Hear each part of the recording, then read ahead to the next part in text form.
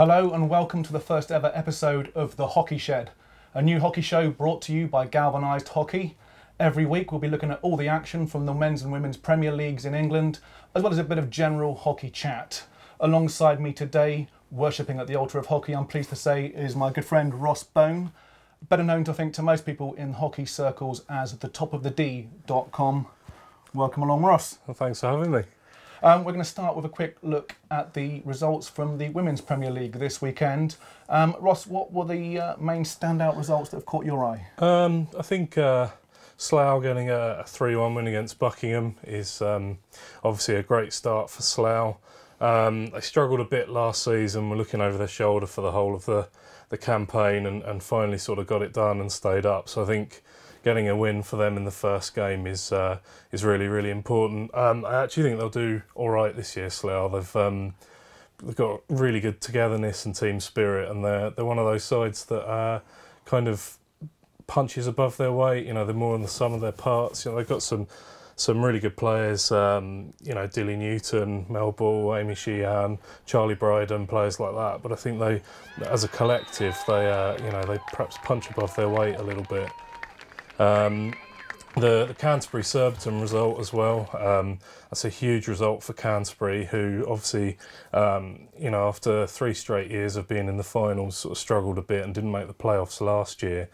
I think they had a very young side, and so this year sort of 1 year older, 1 year wiser. Even though they've lost a couple of players like Lizzie Neal, Eliza Brett over the summer, for them to get a draw off last year's champions on the first game of the season, particularly with Grace Ballston stepping up with a last-minute penalty stroke, I think so it's a pretty big result for Canterbury as well. And E.G. Holcombe, stalemate there? Yeah, I went to that game actually. It wasn't a dull 0-0. Rose Thomas in goal for Holcombe was absolutely brilliant.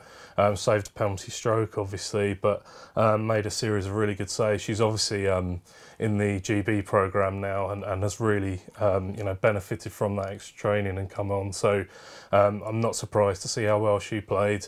I thought Leah Wilkinson at the back was excellent for Holcombe, and Sarah Jones going forwards from sort of deep positions was also really threatening. I think they just lack that little bit of cutting edge at times, which maybe someone like Nicola White coming back in will bring to them. So I think there's a lot of positives for Holcombe. And I mean, East Grinstead side of things, Amy Tennant in goal is a great signing for them, particularly as they've lost Kirsty Mackay, and Ellie Raya, who played in the Europeans obviously for England. Everything good they did going forward seemed to go through her. Pace, skill, created lots of chances. Bit unlucky to miss the penalty stroke, but she looks like she'll be a bit of a star for them this season. Unlucky to miss the penalty stroke or fantastic save? Well, obviously I'm a goalkeeper, so I'm going to say fantastic save. If you haven't already seen that save, by the way, it is our Investex save of the week. So do go check it out, and it's a really cracking save. Looking at the men's, there's some interesting results there as well.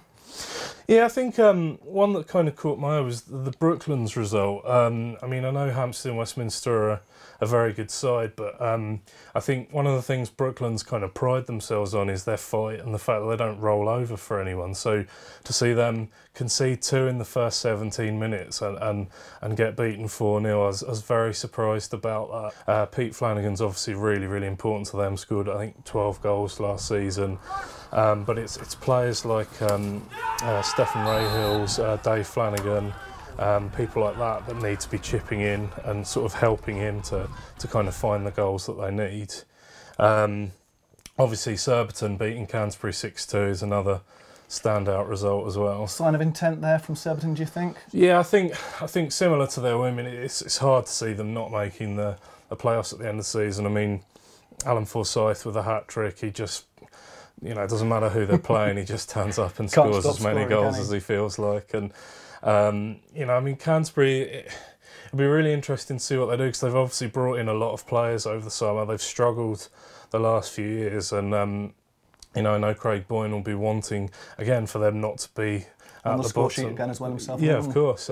He's a really important player for them, and I guess sort of time will tell whether they've got what it takes to sort of avoid that trapdoor. And you know, they've been circling the drain, so hopefully for them this is the year they don't do that, basically. And what we thought was probably going to be the sort of showcase match was the Beeston Wimbledon clash, and it turned out to be a 1-1 draw, which probably is parity for two sort of fairly well-weighted sides. But what were your thoughts on that one?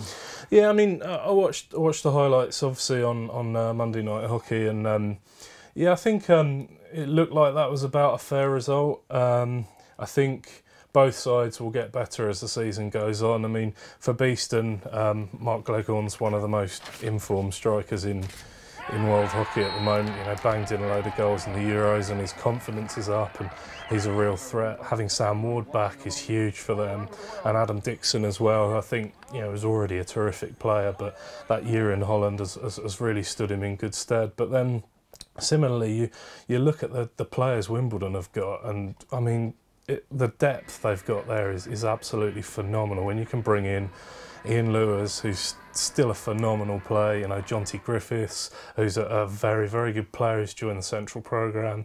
You know, Alistair Brogdon's back, another one who's benefited from that year in Holland. Plus, you know, Roper, Sloan, Mikey Hoare, James Bailey in goal.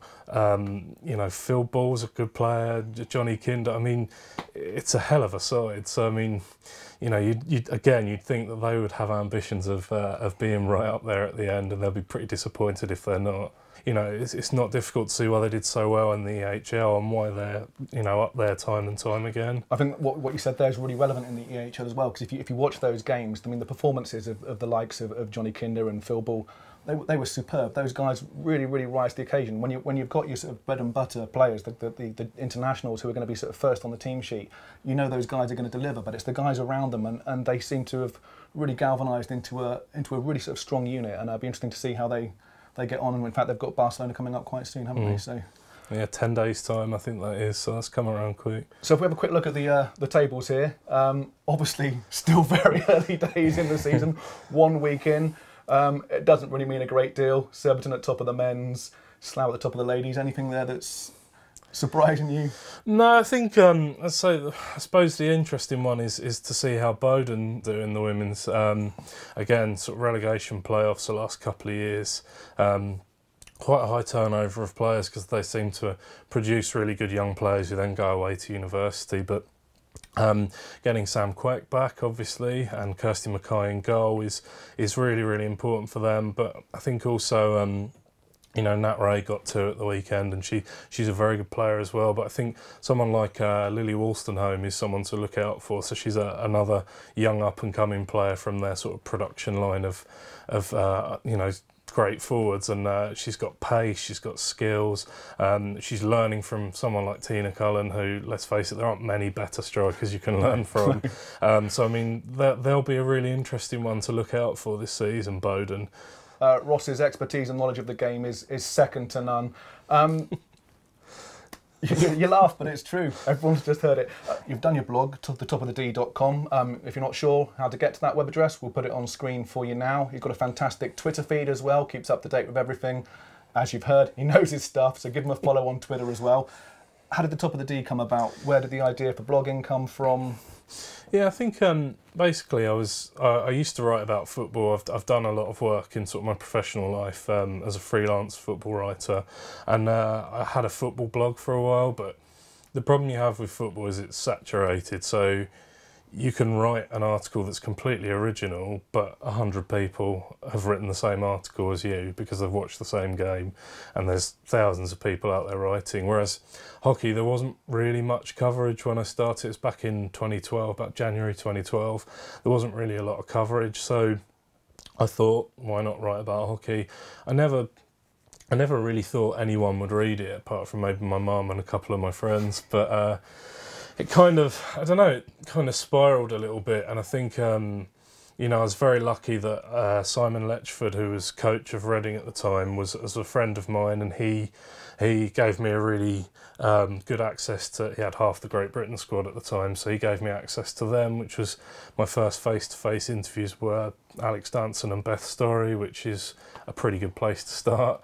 And it was actually the first time the blog ever really got any serious numbers was when Alex Danson tweeted about an article I'd written called Why I Love Hockey, and the views went through the roof, and the next thing you knew, people were visiting quite regularly. So yeah, it's crazy. It's just kind of a hobby that got a bit out of hand, I guess. But it's a good hobby to have. Yeah, don't get me wrong, I wouldn't change it for the world. I've seen some incredible games and met some incredible players, and yeah, it's been pretty awesome. I think what's really good to see as well is you know, as a sort of former journalist myself, is the rapport that you have with players when you talk to them. I mean, you know them in an informal way, and you have sort of a way of kind of getting to get their trust, and they know you and they chat to you, and you've got this real friendly rapport.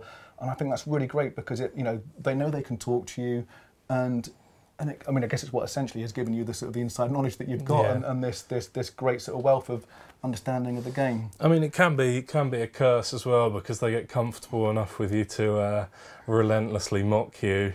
And there'll be, I'm sure he won't mind me saying this, but a certain goalkeeper who should know better, now captain of his country. I was doing an interview at the end of the Europeans with Bobby Crutchley. Just out of shot, I hear behind me, hold this a second, and Mr. Pinner comes around and tries to pull my trousers down on the pitch in front of thousands and thousands of Dutch people. Unfortunately, I had a belt on, so it was fine. But so yeah, the rapport can work against you. But yeah, fortunately, I didn't get pantsed by George, so unlucky. But there you go. Well, I think the Dutch are fairly open-minded. I'm sure they'd have been okay with it. In terms of the encyclopedic knowledge of hockey, there's probably a couple of people who are almost on a par with you, and that might be Sarah Juggins and Richard Stainthorpe, the authors of The History Makers, which, if you haven't got, is available on Amazon, in all good bookshops, and some rubbish ones too. And to give us an official early review of it is Mr. Ross Bone. So, yeah. What are your thoughts? I'm absolutely delighted to get this in the post, actually. It's, I mean, it's one of the greatest sort of hockey moments that we'll probably ever see. You know, and it brings back so many memories, and to see the photography as well. I think, obviously, Richard and Sarah have done a phenomenal job writing this, but actually the photography as well is what really brings it to life, and that's Frank and Kern, who work for World Sport Pics, and they're both absolute gents, and they're both fantastic photographers, and so I think they both deserve a lot of credit as well. But I mean, yeah, I've read sort of about half of it, just flicking through, and you know, you think of sort of the memories and the images that conjures up, and you know, when they started to get on that roll, and you started to think, you know, they're on the verge of something special, and then right the way through to Holly Webb scoring that goal and winning that gold medal, and yeah, me having to hand over Great Britain Hockey's Twitter feed for a few minutes to basically just go absolutely berserk because it's just phenomenal. But yeah, I mean, it's a great sort of tribute to a fantastic achievement, and yeah, any hockey fan out there, you've got to get your hands on it. A brilliant legacy for everyone involved as well, because I mean, for those of us that are old enough to remember '88, and no disrespect to any of those players, it's quite nice that we've got another success now, which we can talk about. And this is a really great way for it to happen, because, you know, sort of modern media and stuff's quite transient. To actually have a nice proper book, it's a bit old school to have it on the coffee table and have a good chat about it. So that's The History Makers. It's $19.99, available on Amazon. We'll put a link on for you now as well, so you can grab a copy of that. That's pretty much it from us today at the Hockey Shed. Before we go, a bit of a light-hearted relief here. From Instagram account Inside Hockey. If you don't follow those guys, they're worth a follow as well. There's an incident that they've we'll put on screen for you now from the Dutch League. Bit of a goal or no goal situation here from a lob that goes over the goalkeeper. Attacker knocks it into the defender's head, and it goes into the goal. Ross, goal, no goal? No, no goal. Obviously, anything that mugs off the goalkeeper shouldn't be allowed. But ultimately, that shot's going wide when it hits the defender, so no goal for me. Brilliant, I'm with you on that one. Thanks so much for your time watching. We'd appreciate any of your comments and feedback. Be kind, we're only just getting started. Do leave it with us, do follow us, do follow Ross. All the details will be in the feed. We'll look forward to seeing you next week.